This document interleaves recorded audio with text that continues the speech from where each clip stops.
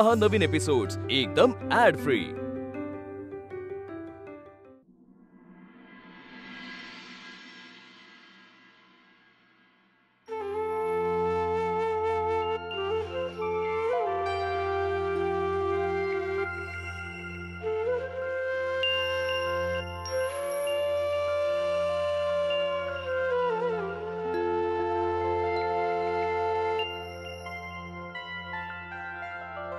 पांडुरंग, आत्ता त्या मुलाला कॉल करून सगळं खरं सांगून टाकणार आहे मी। आणि त्यामागे फक्त आणि फक्त उर्मीची काळजी। मी खरंच खूप चांगल्या हेतूने करते रे, तुझा आशीर्वाद राहू देत फक्त। प्रभास कायमचा माझा होते। उर्मी, तू काय करतेस इथे? आश्चर्य वाटलं ना एवढ्या सकाळी सकाळी मला इकडे बघून? नाही ताई, मला एकही मार्ग सोडायचा नाही। आयुष्यात ही एक संधी आली आहे ना माझ्या, अशी गमवायची नाहीये मला। किती किती वाट पाहिली मी ह्या दिवसाची। आणि ताई, आज माझ्या स्वप्नातला राजकुमार माझ्या मनातलं ओळखून त्याच्या मनातलं सगळं सांगणार आहे मला। ताई, मी उर्मी, अगं ऐक ना। ताई ऐक ना, तू माग ना विठ्ठलाकडे माझ्यासाठी। ते काय आहे ना, माझ्यापेक्षा तुमचं जास्त चांगलं कनेक्शन आहे ना। तू कसं रोज भक्ती भावाने त्याची पूजा करतेस, तुझं ऐकेल तो। प्लीज प्लीज माझ्यासाठी माग ना ताई, प्लीज। मी ताई, असं करणार तू? अगं माझ्यासाठी मागणार नाही तू विठ्ठलाकडे? अगं हो उर्मी, चल माग, डोळे बंद कर।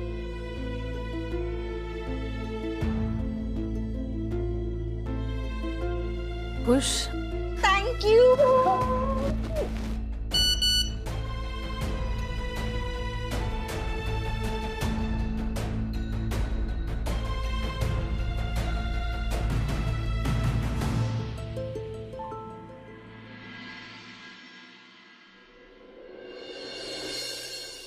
जरा सावले का वाढते तू दिसता, आता चांदणे का भासते तू दिसता। अवखळ से श्वास है थरथरते, नजरेत सारे फडफडते। अवखळ से श्वास है थरथरते, नजरेत सारे फडफडते। मन उडते तुझ्या भोवताली, मन उडते तुझ्या भोवताली, मन उडते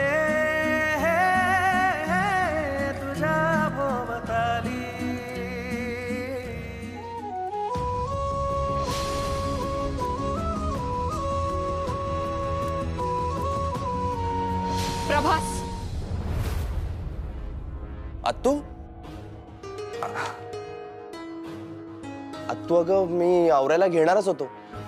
अत्तू मला 5 मिनिटं दे ना, मी आवरतो आणि लगेच येतो। हा, नाही तर अत्तू तू एक काम कर ना, तू पुढे हो ना, मी आवरतो लगेच आणि डिरेक्टली ऑफिसलाच भेटू। हा,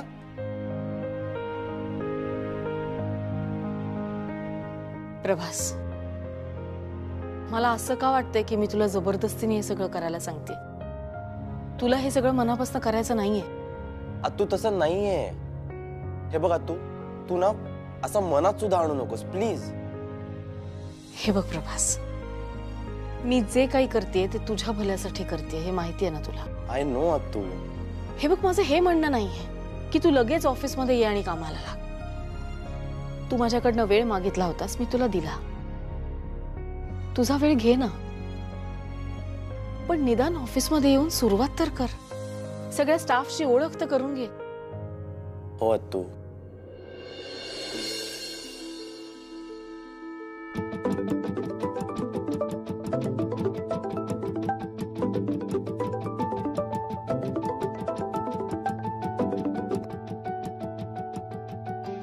कट का केला? का कट करतोय प्रभास? अरे कुणाचा फोन होता? माहित नाही.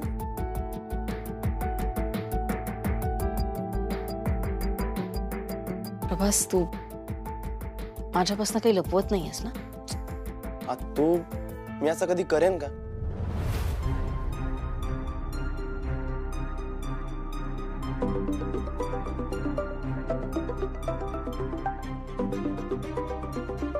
अरे घे फोन. तू राहू दे ना, सोड ना. तू बोल ना, तू बोलत होतीस ना काहीतरी.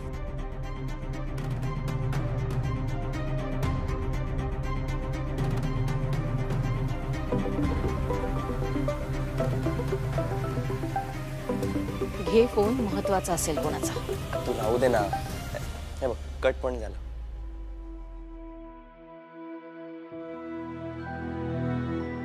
हे बघ,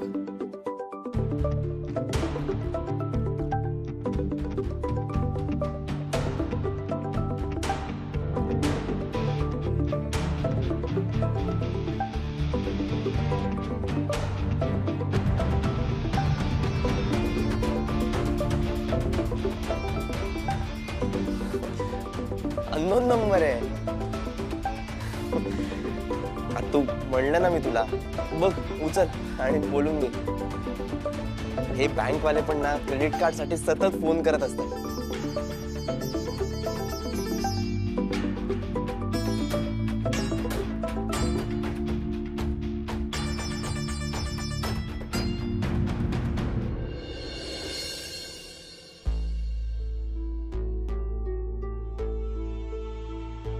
प्रभास,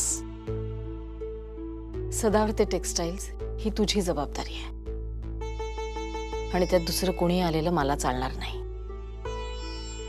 तू तुझा वेळ घेतोयस, ठीक आहे, घे, पण आता मागे हटायचं नाही. ठीक आहे, तू पटकन तयार हो, मी वाट बघते तुझी. आलोच. आणि हो, आणखीन एक गोष्ट, मी सरपोतदारांची पुन्हा एकदा बोलून घेणार आहे. तू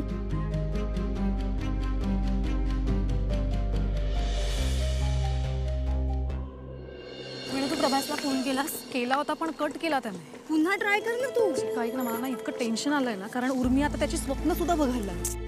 मला इतकी काळजी वाटते ना तिची. म्हणत तू काळजी करून प्रॉब्लेम सॉल्व्ह होणार आहे का? तू प्रभासला कॉल कर आता लगेच.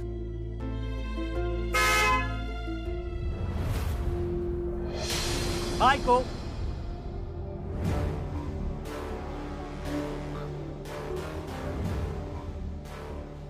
हे बघ किशा, मी तुझी बायको नाहीये हे तू बोलणार होती नाही, बरोबर ना? बायको कोण कोणाला करू राहिली होती? तोच ना तो बाहेर गावचा पाहुणा. ए किशा, तुला शेवटचं सांगते, जर तू वीणाला त्रास दिलास ना तर काय लावून घे. भेटू का? ए किशा, तू विसरलास का रे मी वकील येते? अशा एक एक केसेस ठोकेन ना तुझ्यावर, अख्खं आयुष्य जेलमध्ये काढायला लागेल, कळलं का? नाहीच देणार मी त्रास. आता आपलं ठरलंय, आपण आता चांगलं वागणार. कीर्तनकार बायकोचा नवरा शोभला पाहिजे ना. आता आपण पण गाणी बोलणार, विनाचं अभयंकर गुरुजीचं मन जिंकणार. ते आपला डिसिजन घ्यायला लेट झाला, नाहीतर आपल्यातला रावण आपण दिवाळीला जाळून टाकणार होतो. दसऱ्याला रावण जाळतात रे मूर्खा. चल बाजूला हो तू. ओके स्त्री दक्षिण. स्त्री दाक्षिण्य असतं रे ते. वीणा तू चल, आपल्याला उशीर होतोय, खूप काम आहे. चल बाजूला. बाजूला नाही, दिलात बसायचंय. आय हाय तेरी ये कातिल अदा करते आपल्याला फिदा.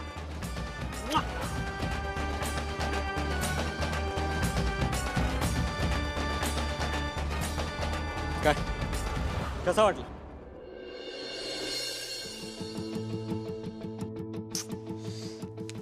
कट का करतोय हा?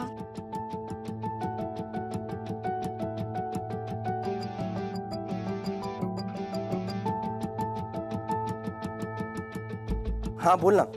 अरे हाय प्रभास, काय तू फोन का कट करतोयस माझे? मला बोलायचं आहे ना तुझ्याशी. हे बघ, मला सुद्धा तुझ्याशी बोलायचंय. काय प्रभास, बोल ना, काय बोलायचंय? प्रभास, उशीर होतोय, गाडीत बसून बोल. येस अत्तू. अत्तू, मी आलो, लगेच आलो. यार, एक रिक्षा दिसत नाहीये. ऐक ना, तू प्रभासला कॉल ट्राय कर ना. आत्ता? मग कर.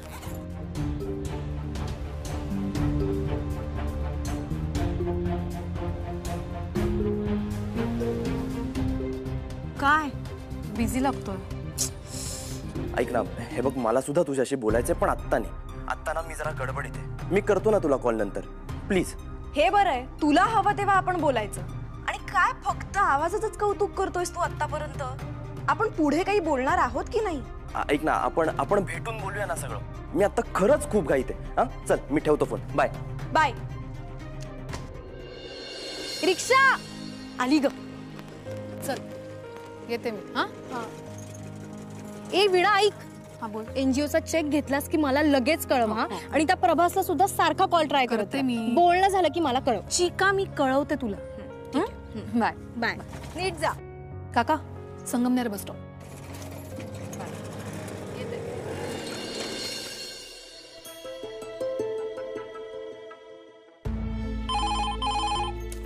Hello, Sadavarti textiles. नमस्कार, मी वीणा अभ्यंकर बोलते. चिन्मयी कामेरकरने सेवाभावी संस्थेचा ॲडव्हान्स चेक कलेक्ट करायला सांगितला होता. Good morning ma'am. Good morning. Good morning. हां, तुम्ही या ना, मॅडम आहेत, चेक घेऊन जा. हां, थँक्यू.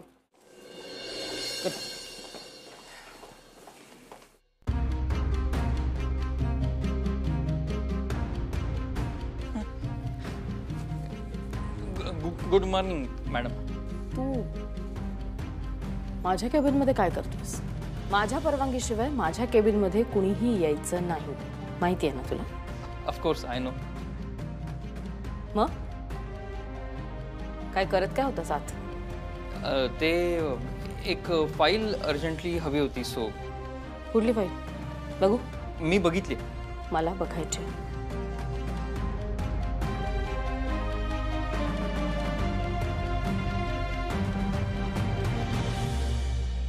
सरपोतदार डीलची फाईल्स ही कशाला हवी तुला? नजरेखालून घालायची होती मला. तुला मी सांगितलं होतं?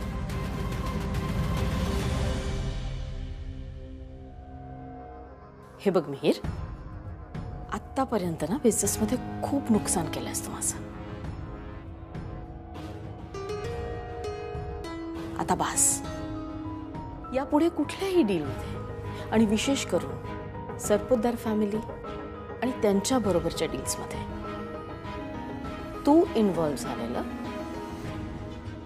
नकोय मला. I don't need you. बाजूला.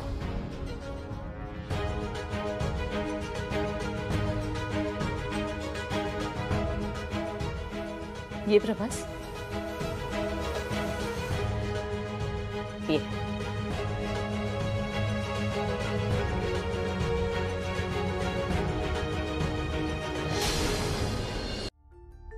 अत्तू, तू मीरशी असं का बोलतेस? अगं, नेहमी त्याला घालून पाडून बोलतेस. अत्तू, तो आपल्या फॅमिलीचाच एक मेंबर आहे ना. बस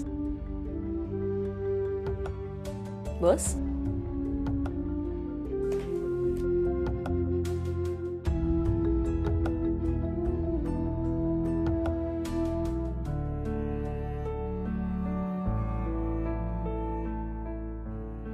प्रभास, बिझनेस आणि नात्यांमध्ये मी कधीच गल्लत करत नाही, आणि मिहीरच्या बाबतीत तर नाहीच नाही. प्रभास, कधी एकदा तुला सदावर्ते टेक्सटाईलचा मालक म्हणून जबाबदारी घेऊन या खुर्चीत बसलेला बघतेय असं झालंय मला. अत्तू, मी दिवाळीच्या पार्टीला तुला कमिट केलं होतं ना. माझ्या लक्षात आहे. तुझी न्यू इयरची कॉन्सर्ट झाली की तू लगेच बिझनेस जॉईन करणार आहेस. तू नाही म्हणजे तू जे काही म्हणतेस ते मान्य आहे मला. मी घालीन बिझनेस मध्ये लक्ष. पण अगं मी माझ्या आयुष्यातून म्युझिक कसं काढू अगं? अगं ते माझं पॅशन आहे ना. तुला एक गोष्ट दाखवते.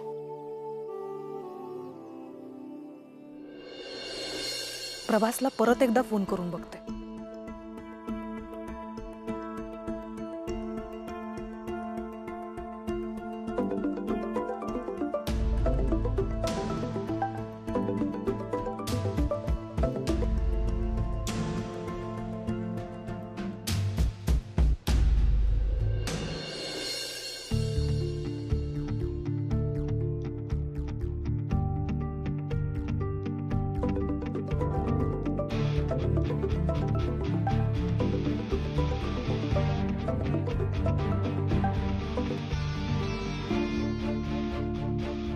हा आपल्या बिझनेसचा टर्नओव्हर.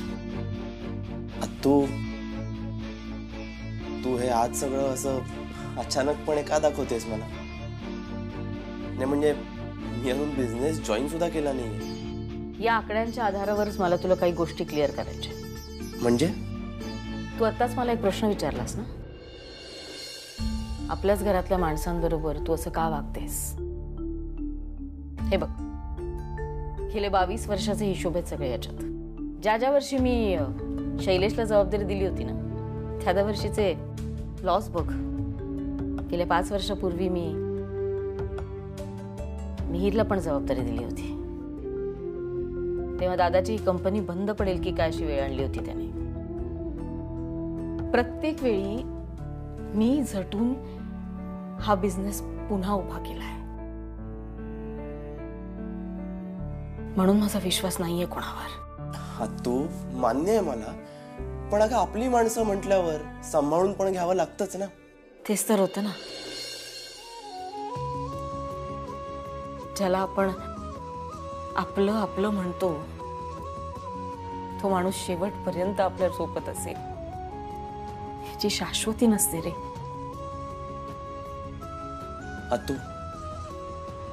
तू नक्की कुणाबद्दल बोलतेस?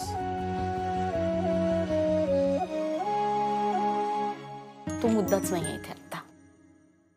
मला फक्त वाईट या गोष्टीचं वाटतं की आपल्या घरातले सगळे लोक माझ्या कष्टावर जगतायत.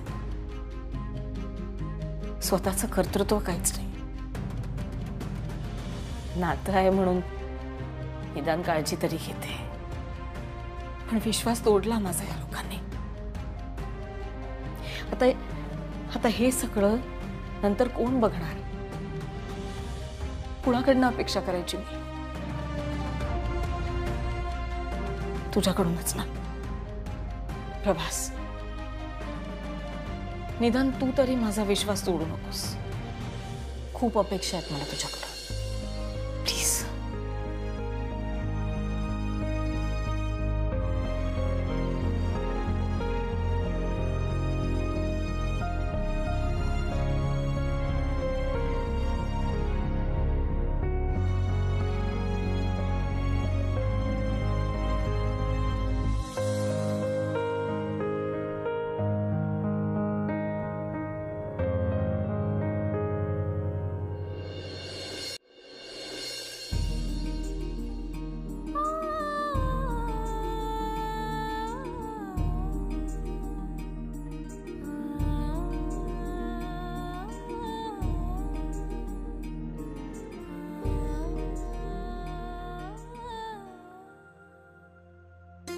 नमस्कार, मी वीणा अभ्यंकर. मगाशी फोन केला होता सेवाभावी संस्थेच्या ॲडव्हान्स चेकसाठी. हो हा या ना. या बसा, मी मॅडमला इन्फॉर्म करते. ठीक आहे.